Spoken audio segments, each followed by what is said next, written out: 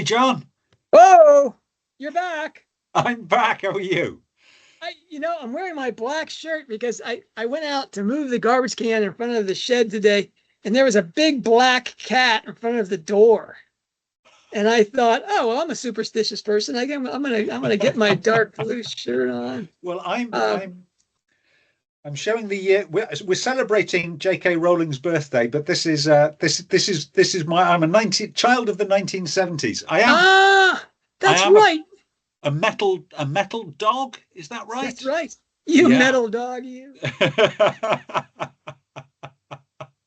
Uh, well, I mean, Rolling is what? She's a wood snake. A wood snake. Yeah. I mean, I'm sorry that's one of the most phallic, aspects you could possibly have in this thing. I'm surprised that the trans people haven't made this big joke about that. What the heck, We appear to be the only people so far. We're still a little bit early that are celebrating J.K. Rowling's Kanreki. No, it's Kanreki because this is again the year of the wood snake. Goes in a 60-year cycle, going through the 12 astrological animals and the five Far Eastern elements to come up with a cycle of 60 years. So she was born in the year of the wood snake. It's now the year of the wood snake again. She has lived through the entire calendar, and this is the year of her rebirth. This is the celebration of her Kanreki. So And we're hoping we get because we're the only guys who seem to be making an effort for this monumental year. We're hoping that we're going to get an invite to her 60th anniversary party that I suspect is on her yacht somewhere in the Pacific. God bless her. God bless her. I do check my mailbox every day, Joe and Dee and all your friends there Check, in the office. check And that every spam filter. How embarrassing would it be if it was hiding away in your spam filter? Oh well, it's not like Owl Post doesn't work in Oklahoma. We got plenty of owls out here. Anyway, seriously, we're hopeful that this 31-day adventure we have. I'm not sure we're going to get hit every single day, but boy, if we get we'll do something special at the end here, and we're hoping that will launch her into her new cycle with the fourth generation of Rolling Studies, revelations and celebrations of her work and her life. And that's why we're in the lake in the shed, right, Nick? That's right. So we're celebrating it by going through each of her 21 published works, and a few of the things that we worked on in Hogwarts Professor together. And we're taking each one of those and we're looking at an example of inspiration that she's taken from her lake. That's her metaphor for where she gets her ideas, the things she's experienced, the people she knows, her unresolved issues. And then she takes that idea over to John in his shed, where she works on it using her literary art and devices and alchemy and chiasmus and all that great stuff that we know she does. Yeah, well, she doesn't have, and there's no air conditioning boxes in her shed. There's real tools there. I do have real tools. I do have like a hedge clipper, and my lawnmower's right here. Anyway, yeah, that's the project, and it's so far. I've been having a lot of fun with this. I hope that and some of the comments we get have been. I shouldn't say all the comments that we get have been really positive and encouraging. That's not to say if you don't like it that you need to. But hey, we're almost halfway done with their books, right? We are. I mean, we are. Gosh, we're more than halfway done. Fantastic. Yeah. This is our 14th episode in this thing. Yes. That's amazing. There was one introduction, but that's 13 works we've covered so far. Right. This will be the 13th work, but it's the 14th episode with the introduction. Yeah. So hey, happy Bastille Day. I guess this is going to go up on the 14th. Yeah. Wow. Okay. Well, too bad we weren't doing Crimes of Grindelwald. We could do the whole Paris thing, but uh, well, anyway, what book are we up to, Nick? So we're looking at, and it's another script. This time it's screenplay. We're going to do Fantastic Beasts and Where to Find Them, the movie. So the original screenplay. Yeah, the original screenplay. So in terms of Lake inspiration, I have to admit my own failings. I'm sure the world's worst movie watcher. I cannot concentrate on a film. I do better on children's films, but any kind of plot that I have to follow, I just don't have a brain that can do it without going off on my own internal wanderings, missing the plot, and then usually falling asleep and waking up just as the credits roll. So I mean, I could talk about New York. J.K. Rowling knows New York fairly well. She's a fairly frequent visitor to New York. Obviously, that's where the big Warner Brothers offices are. And she's worked in America for her Lumos charity, so she's no stranger to the city, and that's where this is set. But I'm not going to do that.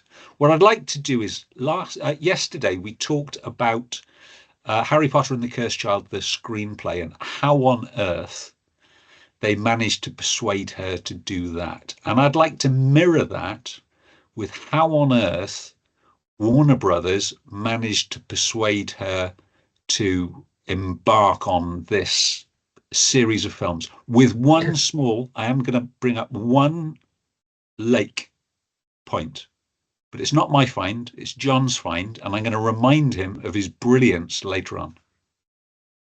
So, let me take you back in time to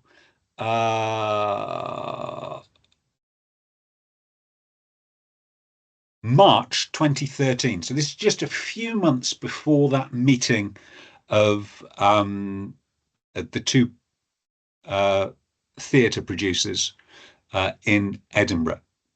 We get another executive flying across the Atlantic to take a personal meeting with J.K. Rowling. And this was a chap called Kevin Sugihara. And he was at that point, he was the CEO of Warner Brothers, the big cheese. He had only been in that position for a matter of weeks before he jumped on one of the private jets that Warner Brothers own and says, take me to Edinburgh. He gets a one-to-one meeting because even J.K. Rowling will put a few hours aside for the CEO of Warner Brothers. And his mission basically was to sell the idea of taking up the option for creating a Fantastic Beasts movie. Now, in J.K. Rowling's sale of film rights for the Harry Potter product, already included are Fantastic Beasts and Where to Find Them and Quidditch Through the Ages. Not, interestingly, Beedle the Bard, although I think they have something like a first refusal option or something like that. But both those two... Was that a Christopher Little, Neil Blair difference where by the time... I think it was because they were both written before the end of the series, and in the final contract for the last few films, they were just sort of rolled up in the Harry Potter property. Beedle the Bard was released after Deathly Hallows, and there was no need, certainly from Rowling's side, for another contract because the series of films were going to finish with Deathly Hallows. But it left Warner Brothers with the ability to create a film of these two little school books that were both produced for charity. So they were both produced for a UK charity called Comic Relief, which is an annual event. And basically, you have a lot of comedians telling jokes for a whole day. People dress up in silly costumes around the country and collect money, and it's a worthwhile thing. It's an enjoyable thing to watch on the TV as well. Well, they ask a lot of celebrities to contribute something, and it may be a politician taking a cold shower or something ridiculous. They asked J.K. Rowling, and she said, "Well, I'll write you a couple of books." Now, seeing as her books sell in the hundreds of millions, the charity Comic Relief said, "Well, okay then," and made her a patron of the charity. She was actually a director of the charity for a few years. And they're thin. There's not a lot of words in them. They're great fun. They were hugely popular. In the UK, at least, they were initially only released in softcover, and all of the writer's revenue, so what would have gone to J.K. Rowling, goes direct to Comic Relief, and I think there's a proportion of the publishers' profits also go to Comic Relief. So it's a great earner for the charity.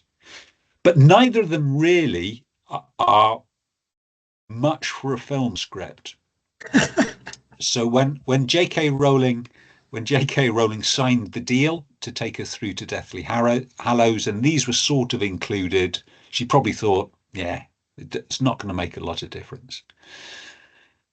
So mooted around Warner Brothers at that time with its brand new CEO is they'd had a bad couple of years, and most film companies, they have roughly even bad couple of years, good couple of years, bad couple of years, and they rely on the good couple of years profits to see them through the slump. It's a very volatile business. Well, they were in a slump at this point. They had had the last Deathly Hallows came out the year before, and they could see a stretch in front of them with none, what they call their pillar properties, the stuff they know that they just have to send it out there and they'll make a profit. So somebody had the bright idea, well, we'll make a film of one of these books. And what they were going to shoot is they were going to shoot Fantastic Beasts as a kind of a nature documentary. Now, there's an Australian chap called Steve Irwin, known as the Crocodile Hunter. And it's going to pretty much be that. So it was going to be an Indiana Jones kind of character, searching for fantastic beasts and describing their habits. There was supposed to be some sort of thin plot joining these things together. Yes, I'm sure there would have been some. I think they call it a MacGuffin, don't they? Some reason for the film to exist. Joe, I think, understandably, wasn't delighted with this idea. From Warner Brothers' point of view, they'd seen what had happened with Disney and Mary Poppins and thought, we don't want to spend a lot of money on a film if the author's going to be telling any reporter that will listen, it's horrible. I wish they hadn't have made it. Yeah. You've got to remember, these were simpler, more innocent times, John. So there was a huge fan base, overwhelmingly in support of J.K. Rowling. She had been on board. Hence the reason for Kevin Sugihara. And actually, J.K. Rowling credits Sugihara as, if it wasn't for him, this film would not have been made. And I think she's sincere in that. If it wasn't the right person handling that negotiation, either they would have. It took Kevin to make me commit to bringing Newt's story to the big screen. Yeah. Yeah, it could have gone one of two ways. They could have made the film that Joe hated, and it would have absolutely plummeted, or they wouldn't have made a film at all. So the compromise was J.K. Rowling had actually finished because she said, well, I know Newt, I've got a few ideas, and she finished a draft script in, I think, 12 days. Rowling goes on to say she didn't tell Warner Brothers that she wrote the rough draft in 12 days. I just wanted to get the outline of the story down, and that's obviously given me a lot to work with going forward. So it seems to me that Kevin frankly said, look, we're in trouble. We finished Deathly Hallows and we got no big pillar properties. We're going to put this out, and this is what we're going to put out. And Rowling said, no, don't do that. Do this. But I think she has never trusted anyone else, I think, wisely with her property. I know, as I say it, I'm thinking in parallel with this, just a few months ago, there was the Cursed Child, a different Cursed Child being agreed in her office in Edinburgh. But I think it's a condition Rowling put forward that she wanted to be the script writer. Now she was more involved in the production of the final three Harry Potter films, largely because writing the books are done and dusted by then. So she could spend a little bit more time with the cast, with the crew, wander around the sets, and we know she did that. We've got photographs of her doing that. And I think she just fancied trying the movie business. And I remember the tweets that she'd send out as they were shooting down in Leavesden for Fantastic Beasts. And very proudly, she'd send out a picture of this director chair with J.K. Rowling written on the bottom. And I think she enjoyed all of that. That being said, writing a script for a movie is different to writing a book. When you're writing a book, you have one editor. And when you're J.K. Rowling writing a book, you have one editor that will do anything you say. When you're writing a script, you have producers, directors, assistant directors. You have every man and his dog from the studio writing notes, and 1,000 different voices going at you. So you're right, John. I think certainly what we saw on the screen, which is a carbon copy of what we get in the original screenplay, is not the original screenplay. What I would love to see is that 12-day rough draft. I think that would be fascinating. Okay, that's the second thing I want. But let's talk about the Holy Grail. Before we move on to the Holy Grail, the Lake Point. It's a tiny little lake point. So there is a speakeasy in New York that the characters go to called the Blind Pig. And that's a very Rowling kind of name for, I feel, for a New York 1930s speakeasy. I thought that worked incredibly well. And then, because that's how I watch films, I forgot about it. And it wasn't till actually after Christmas Pig had been published, J.K. Rowling, of course, Christmas Pig, as most of you will know, is centered around this plush bean-filled pig, who basically was her son David's childhood toy, beloved, and played with so much, his eyes eventually came out. So J.K. Rowling sent the pig to Toy Hospital and put him in a little toy bed, bandaged up his head to protect his eyes, had a little chart with his name on it, and then sewed buttons where his eyes was to fix his eyesight. That, of course, is the Blind Pig. And John spotted it. Well done, John. Yeah. Boy, I'd forgotten all about that. But thank you, Nick, for that. I should say that Hogwarts Professor went pig wild, hog wild, when Fantastic Beasts came out. We had 40 posts, all of them really pretty challenging. All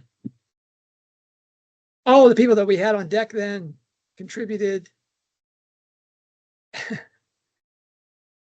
And we weren't the real obsessives about it because none of us are film people. The film people, if you go to YouTube and look at Fantastic Beasts, you'll find you could be watching that stuff until, Orthodox Christmas next, in January next year. And there's at MuggleNet, there's a podcast devoted just to Fantastic Beasts. So you think I found that because you read it at that, and I think I found that because I did this, but who knows? There may be somebody in Beasts fandom was over that months before I was. Anyway, and I should say almost all the things I'm talking about today about the missing scenes from Fantastic Beasts were things that a woman named Kelly Loomis sent to me. So big shout out to Kelly. And I won't say, oh, this was Kelly's and this was not Kelly's. Nah, I mean, just assume they were all Kelly's. Except for the ones from the DVD, which we all got those. Now, you want that 12-page script, those notes. Okay, that's going to be a real in the Rowling Museum. That's the Rowling Library. We have a Rowling Library already, don't we? Somewhere in Argentina. Anyway, that's as close as I can get to a shout out without getting my friend to do that. When we have the Rowling Museum and Library, that 12 pages is going to be an essential artifact. I want, the top of my list in terms of Fantastic Beasts is for Rowling to write the book, for Rowling to write the novel. Do the reverse adaptation thing, write the novel adaptation of the screenplay so we can see what she originally wrote. Now, what she originally wrote apparently was a very, very dark film. But let's start talking about this. What my shed contributions did is going to be just finding the text, just trying to figure out what was actually in the film. I should tell you the story. When the film comes out, I do something I've never done before and will never do again, Nick, because we didn't have the book. The book doesn't come out until November? It's a Christmas book. So I go to the theater, nicely air conditioned. It was the summer in Oklahoma. So it was like, wow, you had to wear a sweater because it was so cool in there. And I sat there in the dark, obviously, with a clipboard and a page, writing scene by scene, writing every scene that appeared, which is really tricky because sometimes the screenshots are just, the shots are within the same scene. But I just wrote down everything. There were 70 scenes. And that clipboard, now I wish I had the paperwork from this. I probably do have it somewhere in my files of the 70 screens, 70 scenes. So to see if it was a ring, I wanted to see how this worked. And I did that, wrote it up and said, yes, but there are some things that are really just not right. Where the finish doesn't really have a tight latch, and we don't have a turn the way we'd expect it to be. But this thing is kind of sideways on the turtleback lines. It's a little too high, too low. And I thought, when we get the book, then we'll know. We'll get the real thing. Now, but the book, as you've already pointed out, is exactly the film as delivered script.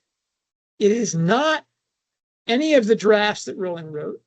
It's not the shooting script screenplay. And the shooting script screenplay, that's the urtext that we really want.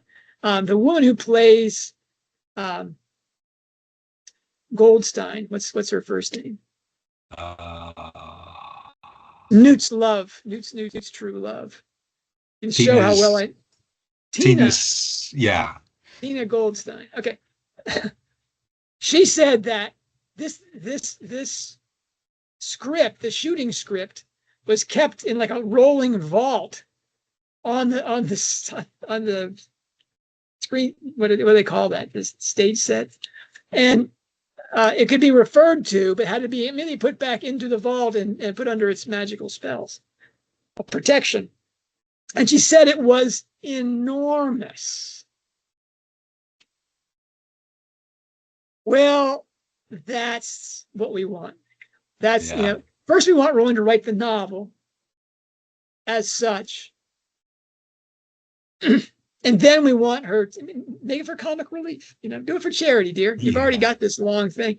And it'll also be to Warner Brothers for the whole way they've handled this franchise. It's just, if she writes those 5 books, wouldn't it be funny if the 4th and 5th books have to be adaptations of a novel that she writes, which has no connection to the 3rd movie?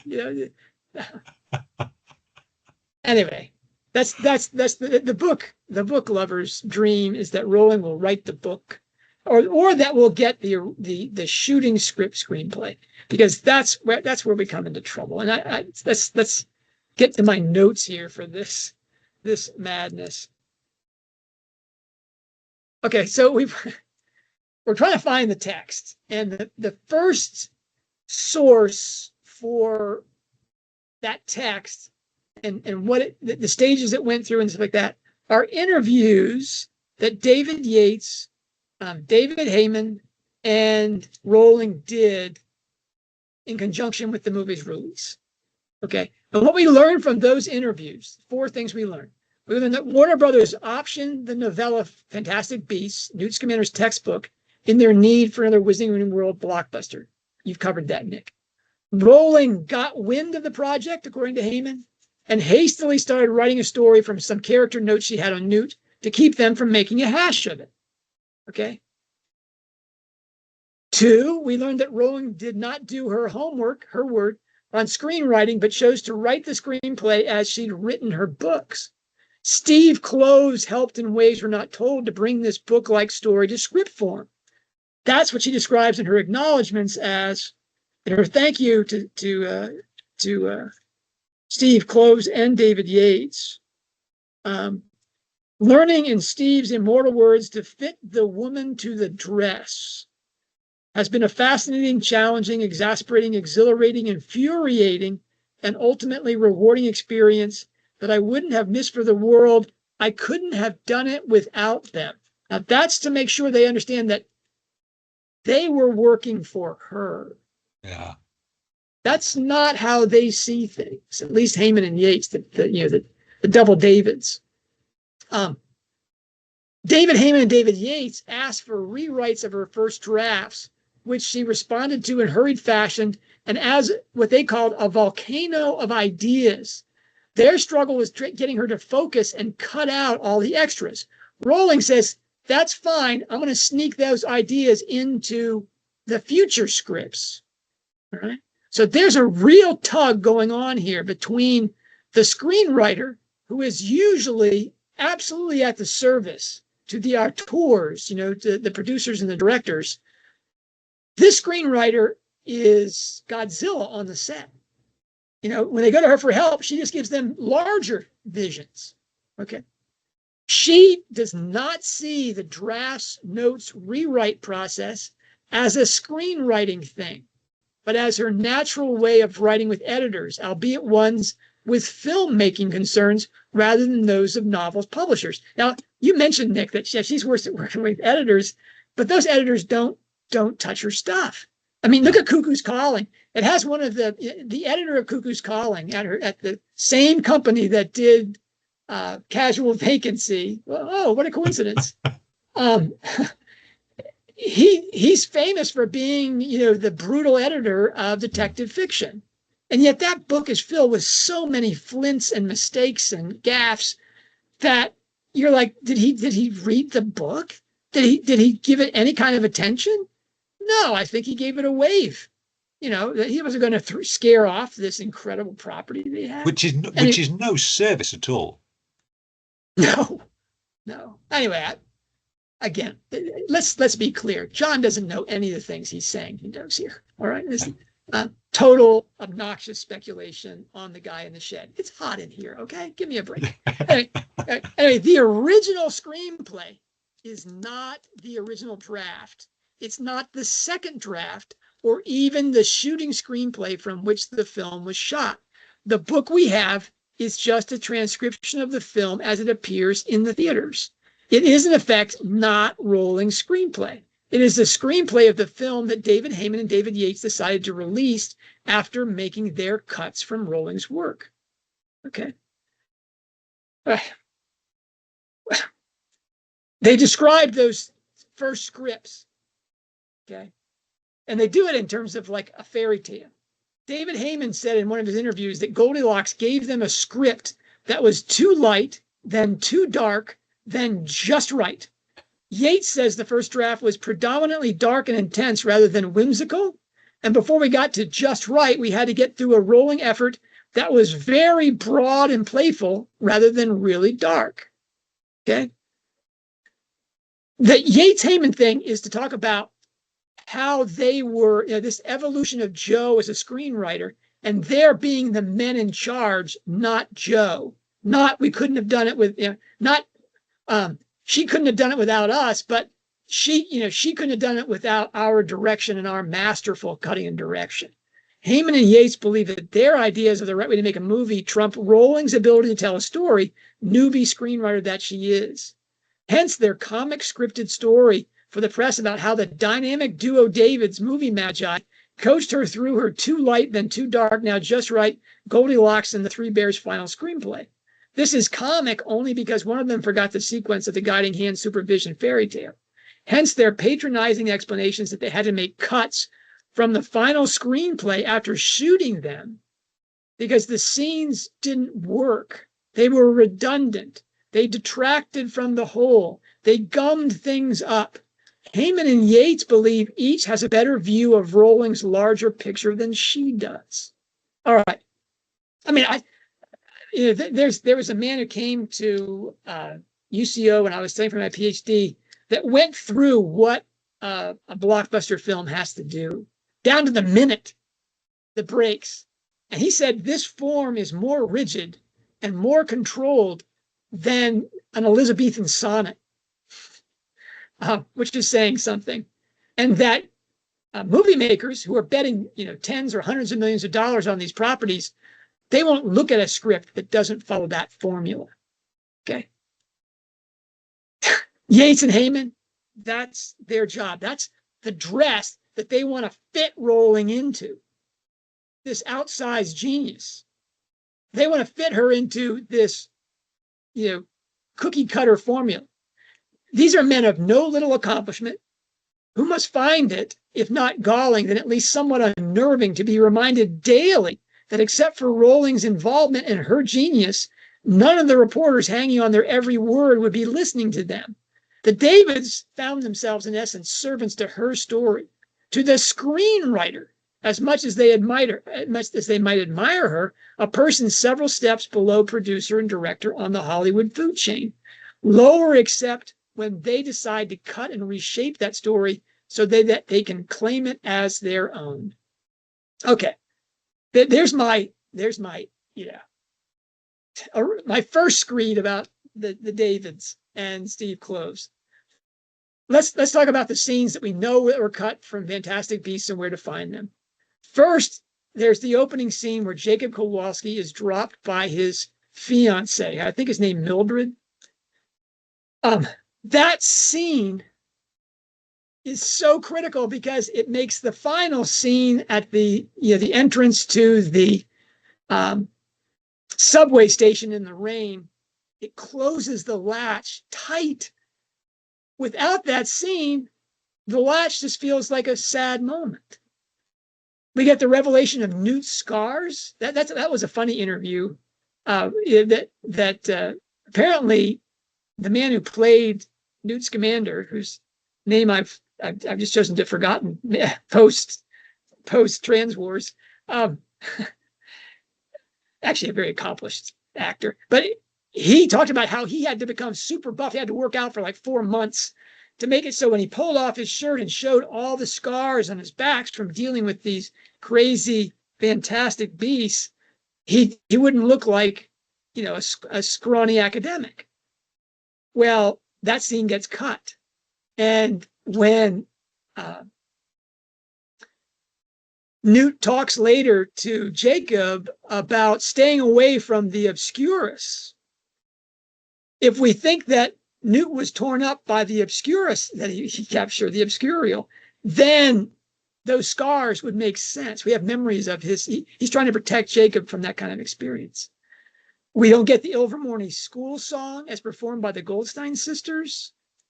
I'm giving that the German pronunciation, Goldstein. That was just a wonderful thing. And it actually was a turtleback line with the Goldstein sisters in their apartment. Don't get that connection. There's a scene of Newt and Tina seeing their futures with Dougal the Demiguise. Now, this is an important one because that whole scene is priceless. And we know that because, Heyman and not only do we, anyway, it was a difficult scene to shoot, they said. It gummed up the works, But in it, Newt talks at length about the obscurial that he got from Africa. Okay. And we see the future of Newt and Tina, which is kind of the point of the story. Her name is an alchemical, touchstone. Tina Goldstein, the gold rock. She's the philosopher's stone. Anyway, then we there's apparently a long scene where Jacob bonds with Dougal the Demiguise. This is important. That scene was important on several levels. Dougal the Demiguise, Rowling has said, is her favorite Fantastic Beast. It's an incredibly important character, supposedly, in the story. That it appears in the first book, which means that Dougal was, or a Demiguise was supposed to be very important in the third movie. We'll talk about it. And the last film, the fifth film, we don't get it. And frankly, any Jacob Kowalski scene that gets cut, that was a mistake. Jacob is supposed to be our entry into the film, the Muggle who's living inside the magical world.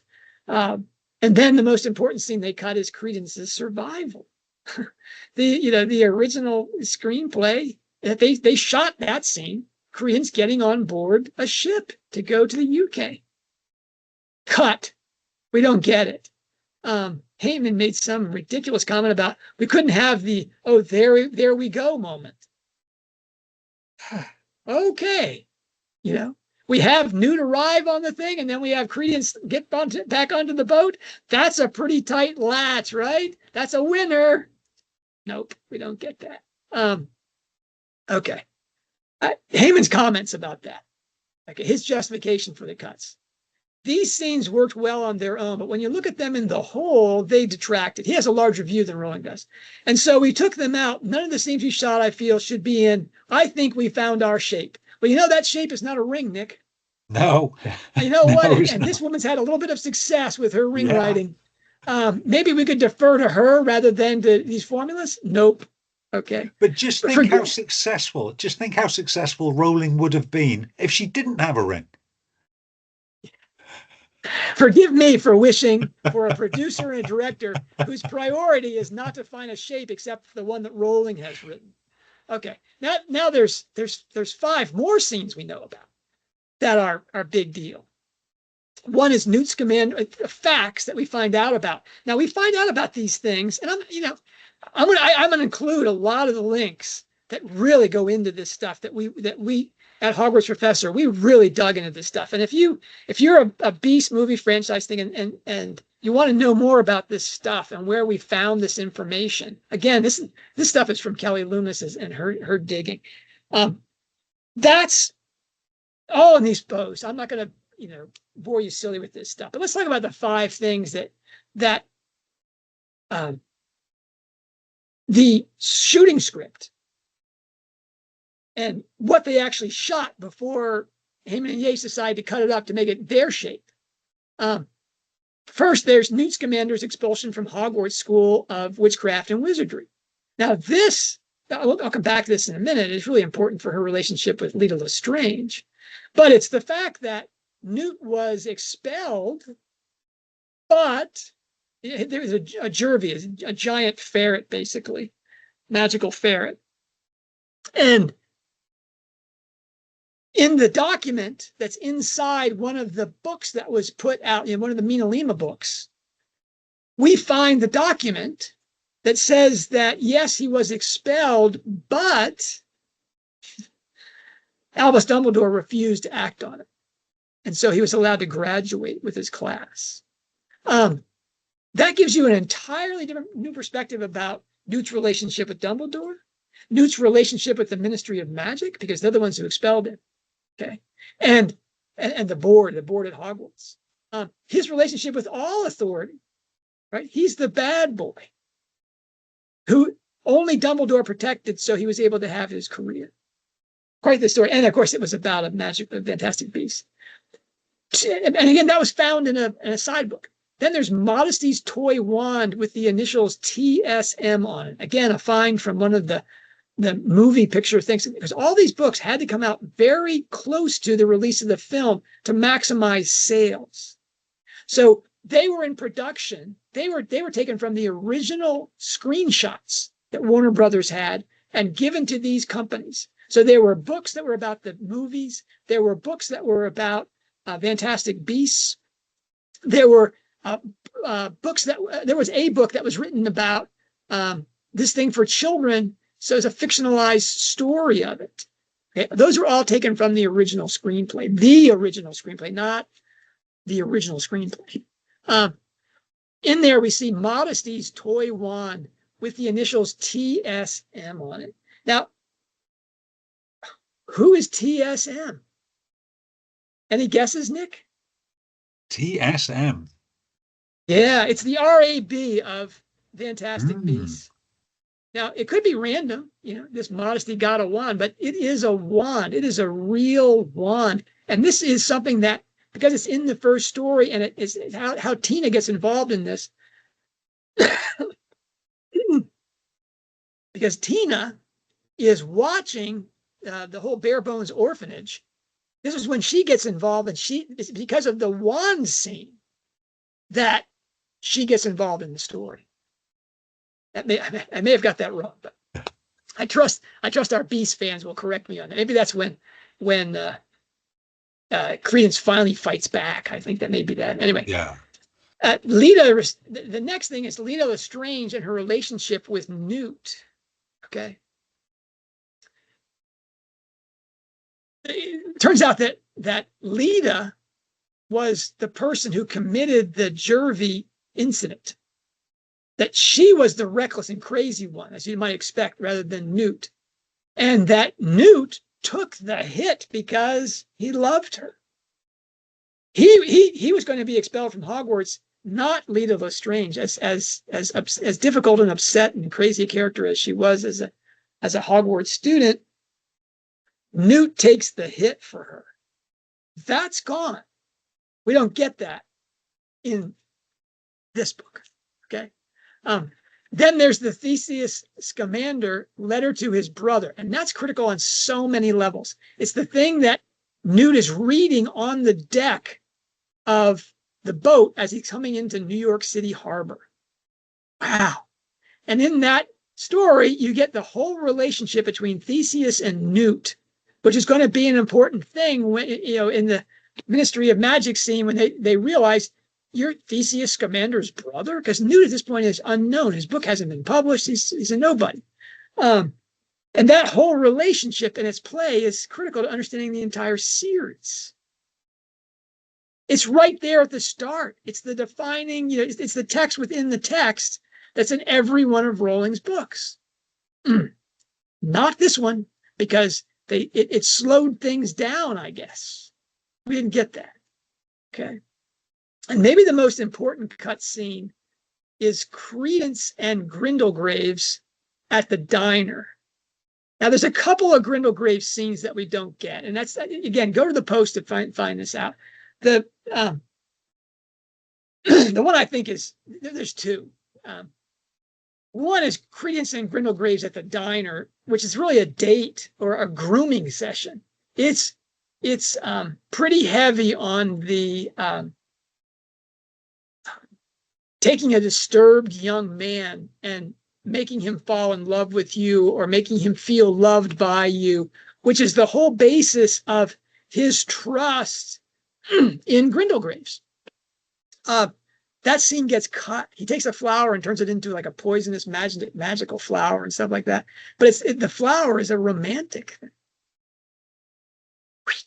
That scene is gone. And then we get Grindlegraves having a vision, because Grindlegraves is, as Rowling tweeted, he's a seer and a liar. And we only find out that he's seeing this superpowered character in New York City because of his ability to have like second sight. And there's a scene where he's in his office at the American ministry, where he freaks out in his office having one of these sights, and it's this otherworldly being able to see things, much like the scene where the Demiguise shows Newt and Tina their future. Now, so there's 12 things. The 6 that we get from just the cut DVD scenes, and then the 6 things we know that exist because they're discussed in interviews, they're shown in these exploitation books for gifts and things. The Lego movie. The Lego movie is where we get the script of the Grindelwaves. I don't know if you know what a Lego movie is, Nick. I didn't know what a Lego movie was, but they put out these packs of these toys, so you can create scenes from the movies. And to promote those things, they put out a movie. Now, just as Warner Brothers is owned by Sony, so Warner Brothers owns Lego. And so they gave them the script. They gave them the monster script and said, this is what we're filming. Go ahead and make your movie in parallel with it. Now, it's not a scene for scene. It's not the Lego movie isn't as long as the film, but they do have scenes in it that couldn't have been made up, that are true to the original script. And that's the kind of source we had to find to get a clue as to what the book is actually about. Anyway, that to me was really my last, there I was I really wanted to take this seriously, that Rowling was going to be a screenwriter. So I made up my 70 scenes, there. I saw that film twice. I went, the day I made my 70 scenes, I tried to chart it. I went back the next day just to make sure I got all 70 and did the same thing in the theater. The Hogwarts professor was all in on this film. And then we found out that we didn't have the text. No. We didn't have the book. This was a Heyman Yates Close production. That when Rowling said that it was an infuriating process, I have to think the infuriating step had to have been that she agreed to that script being filmed, and then she found out it would have a lot less of what she wanted than what they decided to do for the final cut. Now, all of you out there that want to write to me and say, oh, John, you don't understand, it's not a book, it's a film, fine. I've got an entire, bookshelf here. Well, not here. This is my shed. Well remembered, John. I do have bookshelves, though. I'm surrounded by bookshelves. They're just filled with garbage. But I do have a bookshelf back in my office that is how to read a film. I've read the books, etc. Fine. This is a once in a generational talent coming to screenwriting and basically saying, let's do this by my rules. Okay, I know a little bit about writing stories. Do it my way. See what happens. And Heyman, Yates, and Close decide, no, we're not going to do that. Now, that is because Warner Brothers told them, fix this. Take this down to the formula, because we're not putting hundreds of millions of dollars into a property that doesn't conform to industry standard. We took our books and we adapted them into movies, and they all followed that standard. I don't care what she's given you as the script. Turn it into this. I don't care whether they made that decision or someone else made that decision for them. It's a shame. It was a once in a generation opportunity for someone to say, let's try something different with filmmaking. I think especially given that the hundreds of millions of dollars that they were pouring into this project, Rowling made for them anyway. Well, and this was like Casual Vacancy.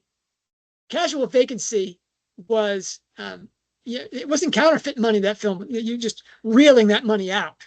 No. Everybody was going to buy that book. It had J.K. Rowling's name on it. Bang, And she gives us her Lake and Shed piece of genius that I'm coming to appreciate more and more because of my friendship with you, and only because of that. No, it's a good book. Here we have this film, the first film after the Harry Potter franchise is done. It's going to make millions and hundreds of millions of dollars. You know, maybe it won't be beloved, but if they had just taken a chance, if they had just had any, you know, what's Rowling's primary virtue, Nick? Creativity. No, it's courage. Courage, yeah. Courage is the virtue. It makes all the others possible. That's the one she admires the most. That's right. And you know what? There's not much to admire in the men around her at this thing. If they would use an expression with a feminist like her, you know, we're going to fit the woman to the dress. Yeah. They have misunderstood their thing. And Rowling put that as the first entry in the acknowledgments to say, here's what I was working with. These men who thought that they were in charge of this story, I couldn't have done it without them. You know, this was my project. I just hate to tell her what she already knows, but nope, that's not the way that history is going to record this until you write the book. You know, and until you write the book that they can adapt later into the real movie, we have this series of films. All right. There's my nasty shed take on this. Thank you, John. That's not one of my pillars, though. Is I guess you know the pillars have to rest on something. All the tools and the golden threads and all those things, they have to come from texts that we know for sure are hers and are hers as written. Yeah. Cursed Child, not even close. You know, we know that's a play by Jack Thorne. And with decision making by, you know, John Tiffany. And then we have these stories, which are Hollywood blockbuster collaborative exercises, which mean that, you know, it's just sausage making. You know, for a book that we can get our teeth into, John. Oh, how about we go back to Cormoran Strike? Is that what I'm hearing you say? Please. Let's please. Let's talk about the fourth Cormoran Strike novel, the London Olympics. What's going to be the Lake Point, Nick? Give me a you know, taste, a foretaste of this. So my juices are flowing. This is the book I'd almost caught up with the series. I could see on Hog Pro people excitedly talking about this new book, clutched in their hands, and I was nearly there. I was nearly caught up. I love this book so much. Lake. So I'm going to go for core beliefs in terms of politics, of the far left and the far right. I'm going to go for 7 age. I'm not just one pillar this time, Joe. I'm going to go for 7 ages of Joe in terms of class tensions within the UK. And I'm just going to take a very small, brief trip back to Tuts Hill, because I like to do it every now and again. Whew. It's only 40 minutes away. Only 40 minutes. That's right. Again, 40 minutes in the United States is a short commute, Nick. That's anyway. Groceries. That's groceries. That's nothing. You can prefer to go there because you like the gas station. Anyway. What's in the shed, John? The shed is Rosmer's home. That this book. What did Beatrice Groves say about Ibsen's Rosmer's home? Beatrice, and to be fair, this was before Trouble, Blood and the Fairy Queen. But when it came out, she said it is the most epigraphically indebted novel ever. Not just Rowling's most epigraphically indebted novel. Yeah. It is the most epigraphically indebted novel ever. To me, that's what's so funny about that is Professor Groves' area of expertise is early modern drama. Yeah, we're talking essentially 16th and 17th century. Career of Evil must have been a blast for her. No, not Career of Evil. Silkworm must have been a blast. Yeah. And she was waiting for John Donne, right, for Ink Black Heart. Yeah. Instead, she got Victorian poets. Anyway, Beatrice Groves, as usual, is right. That you can't get the shed of Lethal White, which is a structural centerpiece of the first 7 books. And wow, I really wanted to go there because that's easy for me to talk about the chiastic structure. But I listened. I surreptitiously worked on the job while I was pulling carts in the parking lot. I think I listened to the play, Ibsen's Rosmersholm. I think it was 15 times Wow. in tight order after reading Lethal White and listening to it, 5 or 6 times, again in the parking lot. I listened to it, and so I laid out all the correspondences. And Nick, it is. What I love is that just accidentally. Maybe we should talk about this when we do this. I talk too much about it, but there is a funny thing where the actor who plays Cormoran Strike just happens to land the role of Rosmersholm. Yeah. Like how that play just suddenly appeared in the West End, Be interesting to see if it was produced by Sonia Friedman. Let's check that out before our next show. All right. I'll look forward to that. Lethal White. What a relief. A book, Nick. A book. A real book. Great. These are all codices, but not by the presence herself. All right. I'll see you tomorrow, John. Stay cool, Nick. Stay cool. I'll try.